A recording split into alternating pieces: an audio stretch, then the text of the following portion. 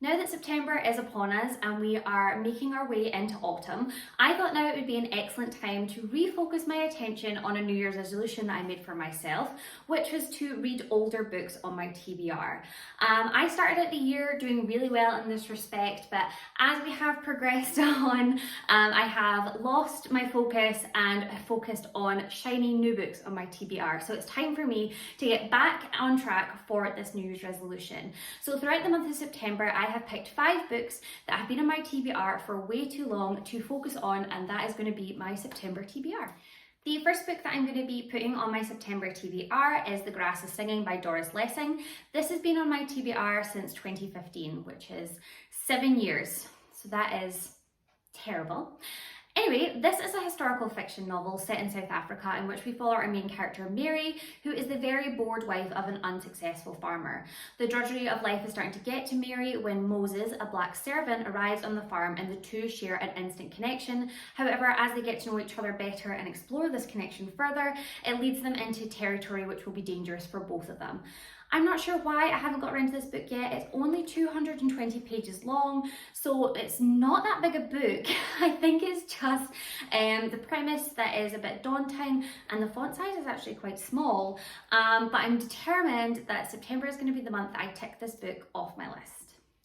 The next book that I'm putting on my September TBR is Some Lucky Day by Ellie Dean. This book has been on my TBR since 2016.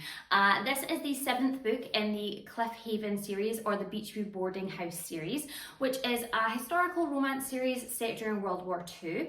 And this series always follows 2 plot lines. So the main plot line is always following a new main character, and the second plot line is set around the Beachview Boarding House, which is run by a woman named Peggy Riley.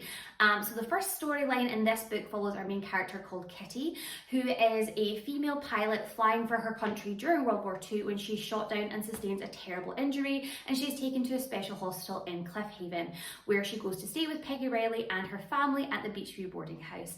I really enjoy this series. It's an easy guilty pleasure read, and I do have the 8th and 9th book also on my shelves unread, so I'm hoping I'll get to those later on this year, but right now I'm going to be prioritising Some Lucky Day. The next book that I'm putting on my September TBR is Time After Time by Molly Keane.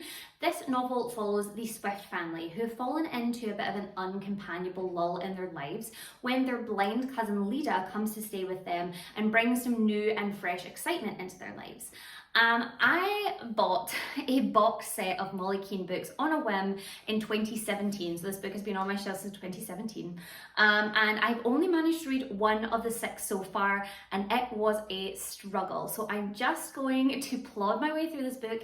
It's not even all that long, it's like 300 pages max, and yeah, I know that it's going to be a struggle because I just have not gelled with Molly Keane's writing style so far. However, I'm hoping that this will be the book that turns it all around, and I will fly through the other books that I have of hers on my shelves. The next book that I'm going to put on my September TBR is The Friendship Test by Elizabeth Noble, which has been on my TBR since 2017.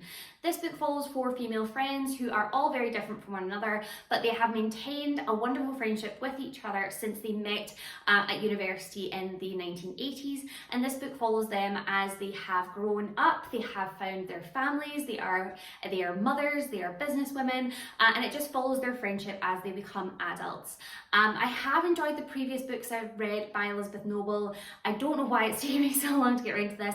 I think because it's like one of those mass-produced paperbacks, it's like a little bit smaller, so it's just that little bit chunkier, and I think that just puts me off. But I'm determined this is going to be another September read for me. The last book that is going on my September TBR is the one that is furthest outside my comfort zone, and that is Black Arts by Prentice and Well. This book has been on my TBR since 2019, which isn't nearly as long as the other books I've put on my TBR for September, but it's still like a fairly long time to have not read something. So this book is very much outside my comfort zone. It is a historical fantasy novel set in Elizabethan England, and we follow our main character Jack, who is a pickpocket, but one day he picks the pocket of the wrong person and finds himself caught up in the dark underworld of devil worship in London. As I said, totally outside my comfort zone. It's also quite a chunky book, but I'm just going to plod through it and make my way through it progressively throughout the month, and hopefully I'll be able to tick another one off my list. So those are the 5 books that I am planning on reading throughout the month of September. I'm hoping that I'll be able to refocus on my New Year's resolution and really dedicate my time to books that have been on my TBR for a long time. Please let me know what you're planning on reading in September. If there's any readathons or anything, I would love to know. Or if you have any thoughts on any of these books, please let me know those as well.